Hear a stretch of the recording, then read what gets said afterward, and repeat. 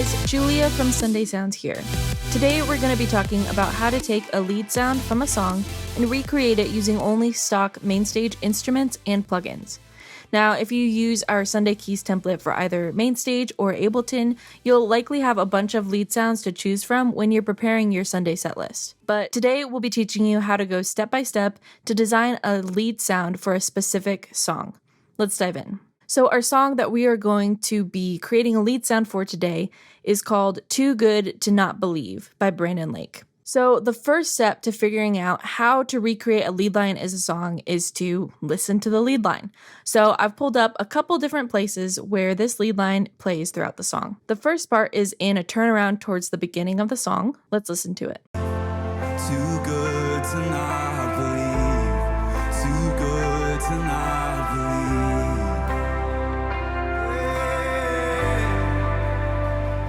All right, did you hear it? Let's go ahead and fast forward to a bigger part of the song where we can hear it a little more prominently.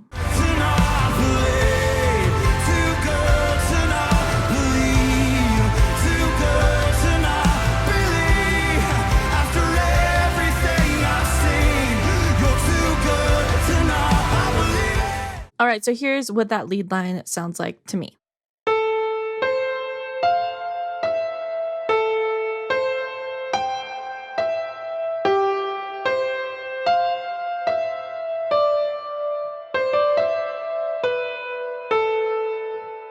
So I'm going to play it one more time. Let's see if you can hear it as well.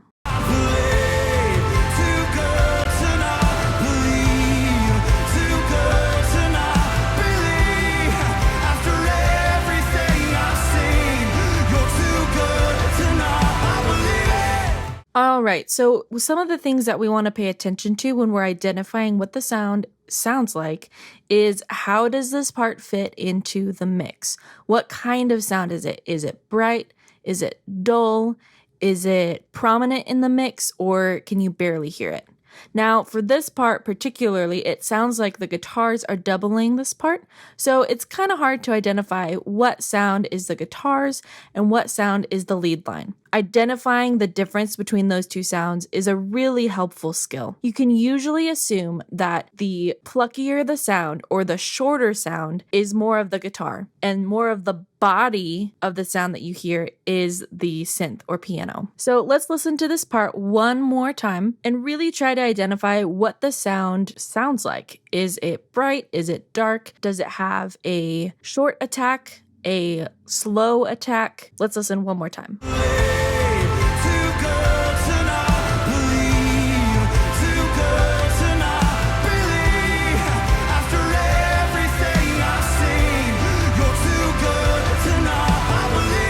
So I'll tell you what I hear.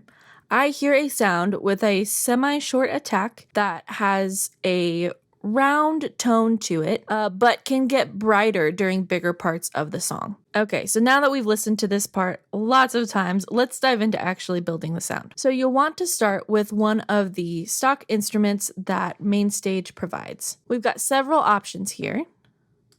Let's create a new channel strip. Make sure it's a software instrument. We go to your instrument plugin. You can use the ES2, EXS24, Retro Synth, Sculpture. There's lots of options, but I'm going to stick with the ES2.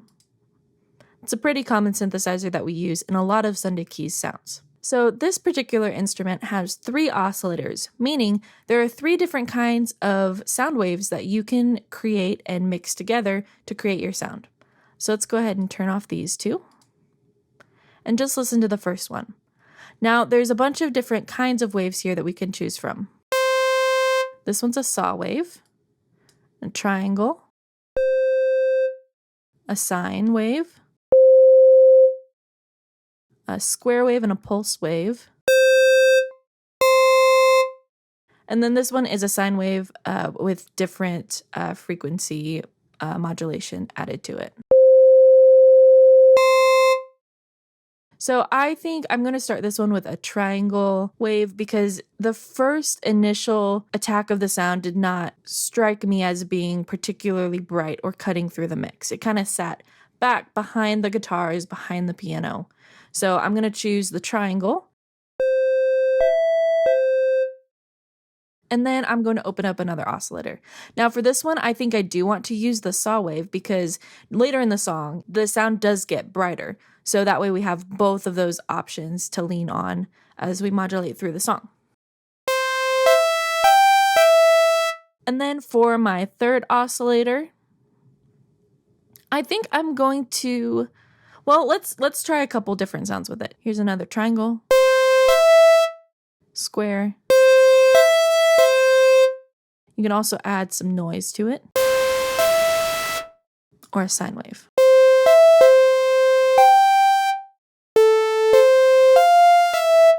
I think for this one, I'm going to stick with another saw wave. Over here, you can adjust the transposition of this oscillator as well. So I'm going to bring this one up an octave. If you click on that +12, it'll jump to up an octave. So now you can hear that my notes are triggering multiple octaves. And you can do that for each of these oscillators by using these 3 knobs. And then over here, this triangle, you can use this to mix between the oscillators. So if I pull this all the way up here, you'll just hear the triangle wave.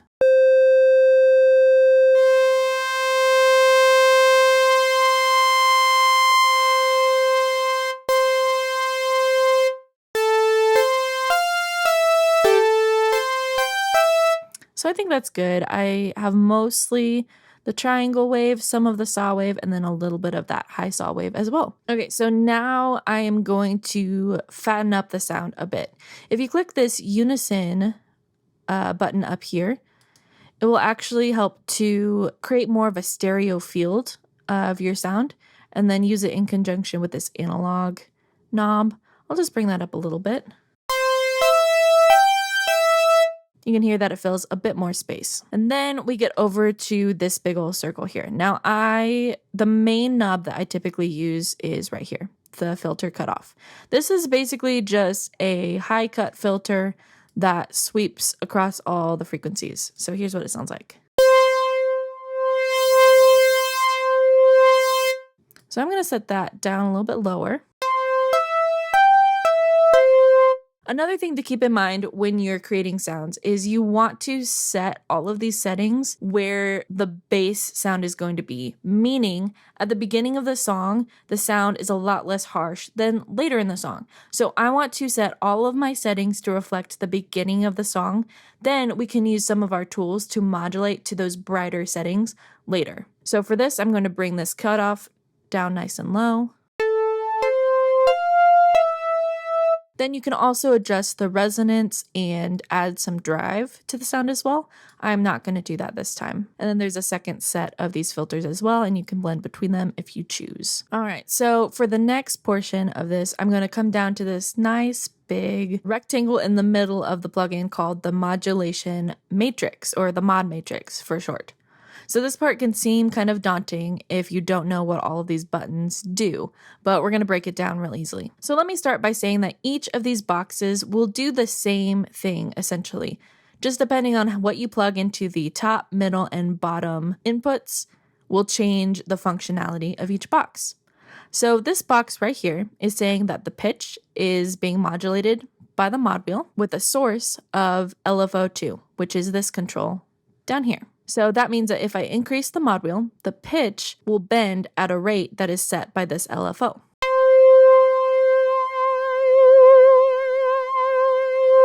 So while that can be a great function, that's not what I want to use for this sound. So I'm going to change this target option to cutoff 1, since that's the cutoff that we're using up here. So now it's saying that the filter cutoff will be modulated by the mod wheel with a source of LFO2. Also a fun fact, but not what I want. So for this source, I'm just going to change this to max. And that allows you to use these side sliders to set the minimum value and the maximum value that the cutoff filter will move to when you move the mod wheel. Now, if you click this button here, it'll bring them back down. And so that is the base point of the filter cutoff. So if I move the mod wheel now, it won't change. So now I'm going to increase this upper slider just a bit. And now when I move the mod wheel, you'll hear the sound change. I can also move the bass point downward.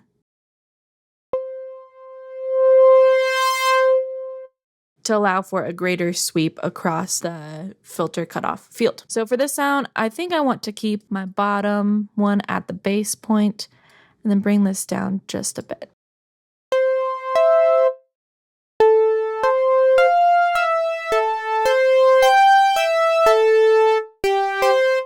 I'm going to bring that top one up just a smidge. Yeah, I like that. And then I'm going to go ahead and turn both of these ones off. Sometimes the default settings for these will do some things that you don't want them to do. So I just like to completely clear out the rest of my boxes to make sure that it's only doing what I want it to do. I also want to mention that when you do change some of these settings here in the mod matrix, it could go back and change some of your other settings that you've done before. So just be sure to play your sound to make sure it sounds the same.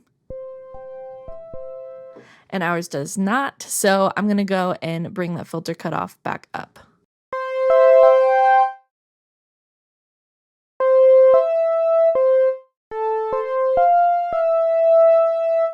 Okay, perfect. So when we were listening to this part in the song, remember when I asked you to listen to the attack and the quality of the sound?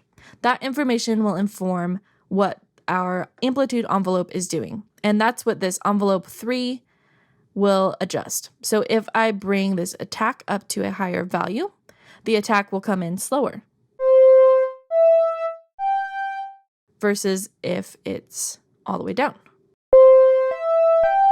So the attack for this sound, I think, is fairly short, but not all the way down. So I'm going to set it just, right above the bottom. Then for the decay, for now, I'll bring that up a bit.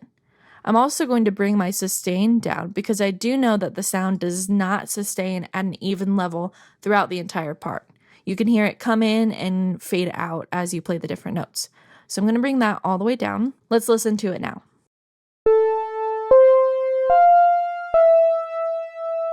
So I'm going to bring the decay down a bit more. You can hear that sound now decays pretty quickly. So I'm going to bring it back up a tad. It's pretty good. I'm also going to bring the release time up so that if I decide to just play the note and not hold onto it, it will have essentially the same amount of decay as if I were to hold it out. It's a little bit higher.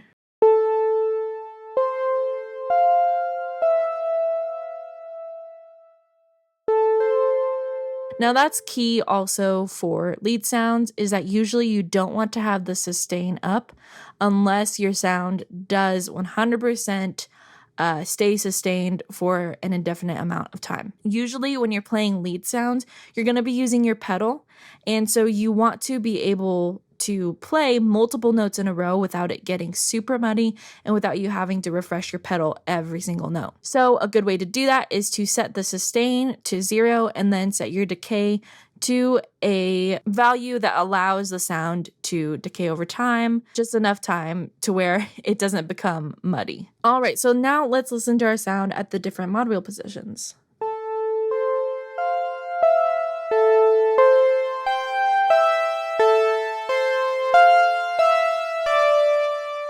That's pretty good. I'm pretty happy with that. So now that we've set our instrument plugin to where we want it, let's start talking about audio plugins. So the first plugin you're going to want to use is an EQ. I like to use the channel EQ. Here's what it looks like. Now, if you open your EQ plugin and you don't automatically see those frequencies, you'll want to click this analyzer button down here. That just engages the real-time analyzer, or RTA, that allows you to see those frequencies, which is super helpful.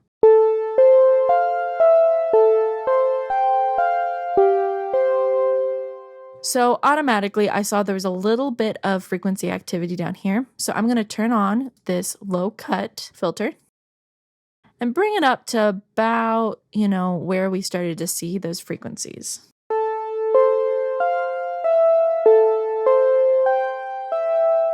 Now, I do also want to note that during this step, you'll want to make your sound be heard at the brightest that it is, so that we can really identify where those harsh tones are and make sure that it sounds good at all positions on the mod wheel.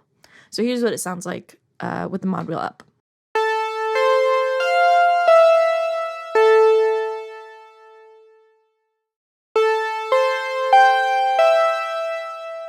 All right, so I'm going to go ahead and use this yellow filter and just bring down just a bit in this area because I saw a good amount of frequency activity here, and that's just going to be the fundamental notes that you're playing. This is also the frequency zone where you hear a lot of pads and stuff, so as you layer this sound in with other sounds, you don't want those sounds to be competing with each other. So we'll just bring that down a tad.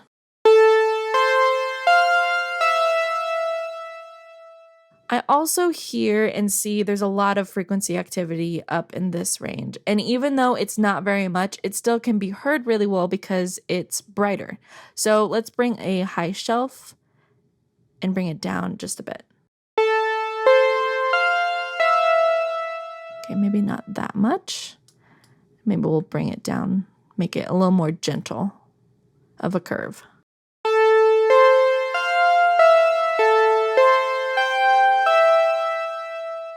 I do also want to note that as you're doing this, if you hear any harsh frequencies, then what you'll want to do is take another filter, make it really thin, and bring it up just a bit, and sweep across the frequencies to see where those harsh notes are. Usually it's going to be between the 1K and the 2K zone. So here's what I hear.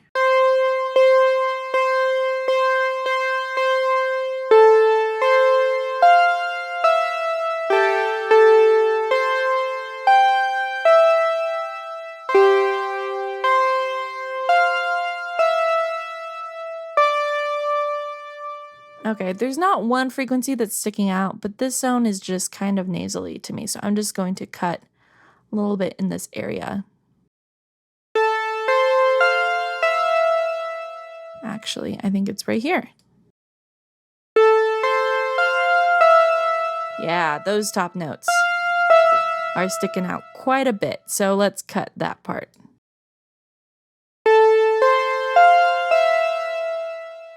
Good. I'm happy with this EQ. Let's go ahead and listen to it with the mod wheel all the way down as well.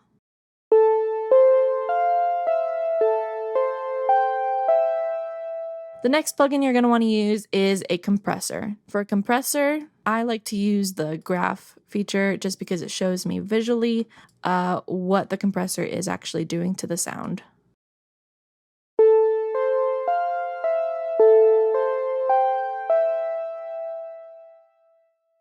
I think that's good. Pretty gentle. If you want to pause the video and copy these settings, you can feel free to do that. But for now, let's move on to another plugin. The next plugin that I know that I want to use is Reverb. So I like to use the Reverb plugin because it doesn't use a lot of CPU and there's still a lot of functionality.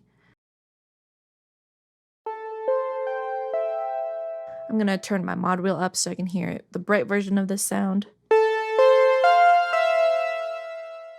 And I know that in the original song, the sound seems to fill a lot of space. So I want this reverb to be a big reverb. So I'm going to increase the size of the room and the reflectivity. And let's hear what it sounds like now with the wet brought a little bit up.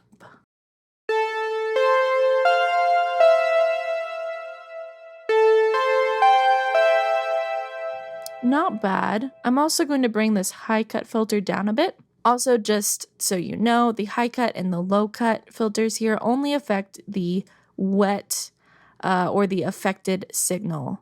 So the reverb sound that's coming out of the plugin, this won't affect the dry sound. I'm also going to bring the pre-delay down a bit, just so that this sound will meld together a bit. The pre-delay determines how many milliseconds before the reverb signal comes in. So this just means that there's less space between the dry signal and the wet signal.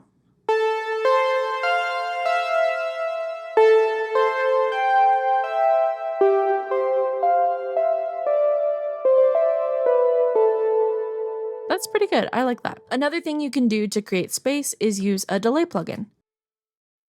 So I'm going to set these to, this one's at an 8th note, this one at a dotted 8th note.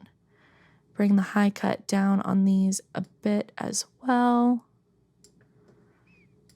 And bring the output. Now this is just the wet mix that we're affecting here. And this will be the left signal and the right signal.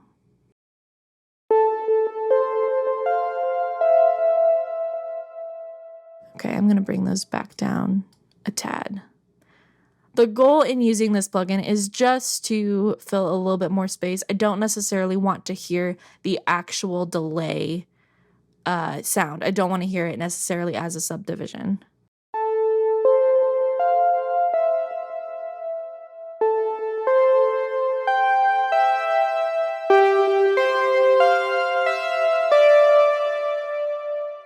Yeah, that's pretty tasteful.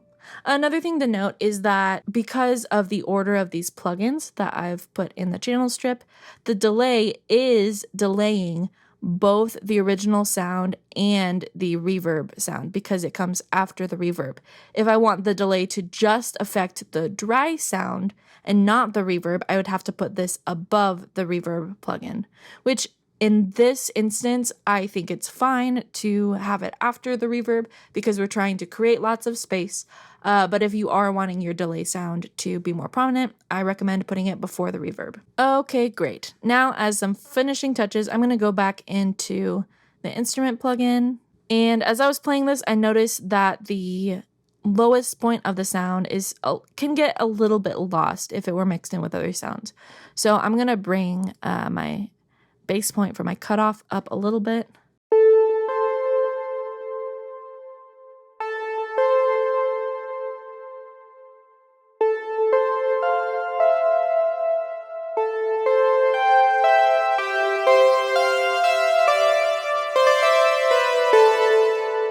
Okay, there we go. So now that we've designed our sound, let's go ahead and name it and save it. Now I'm going to layer this sound in with some other sounds just to show what it would sound like in the context of a song.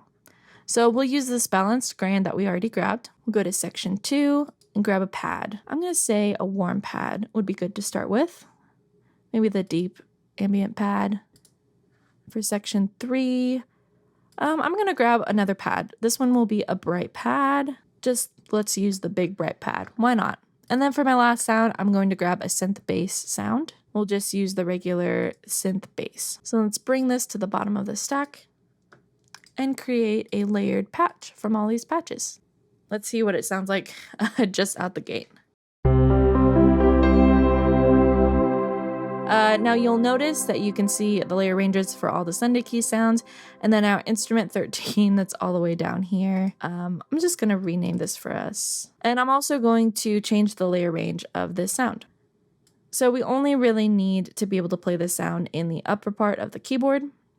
So I'm going to change the layer range to reflect that. All right, so let's listen to how this lead sounds with other patches layered in.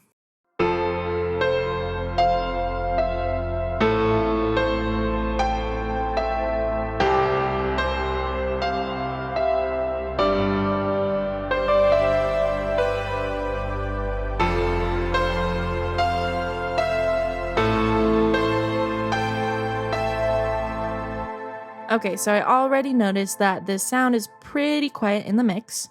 So I'm going to go over to my channel strip, add a gain plugin, and just increase that by a couple dB.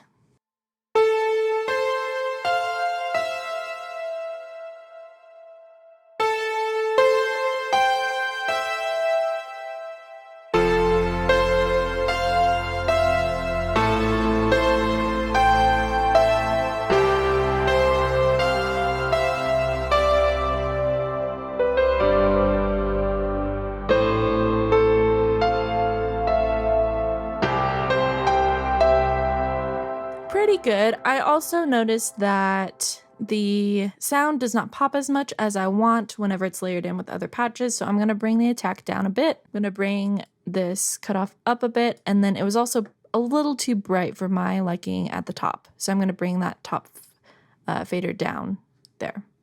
Now let's listen.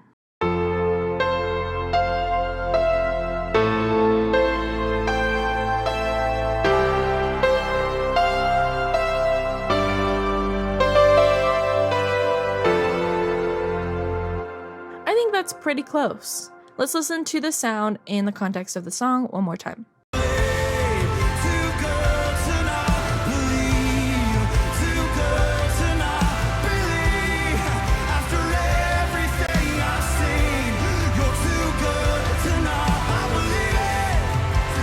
I'd say that's pretty close. So I would say that this is good. I might layer this lead sound with the retro bells sound or something else that's a little soft that adds a bit of punch just to help it stick out in the mix a little bit better. One last thing that I want to touch on before we're done today is if you want to play this part up in the highest octave of your keyboard instead of down in this range, you can use the chord trigger plugin to do that. So if I go to my channel strip, create a chord trigger plugin, I'm going to press the learn button, click on the note that I want to play on the keyboard, and that'll be this high C, C5, and then click on the note that I want it to trigger, which is C4. And then you just do that for each note.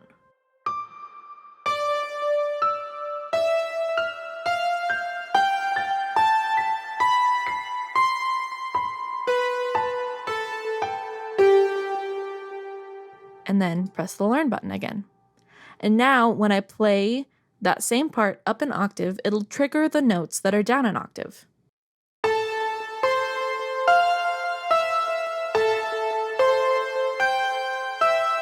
And this is only in this particular synth sound. So if you can hear, the piano sound is playing those higher notes. But I think that adds for a little bit of difference to this part and expands the range that you hear and allows it to pop a little bit more. So that's all for today. I hope that you learned something, that you're able to take these skills and apply them to your own Sunday set lists. So if you found this video helpful, be sure to like the video and subscribe to our channel. Thanks for hanging out with me today. I'm Julia with Sunday Sounds, and we'll see you next time.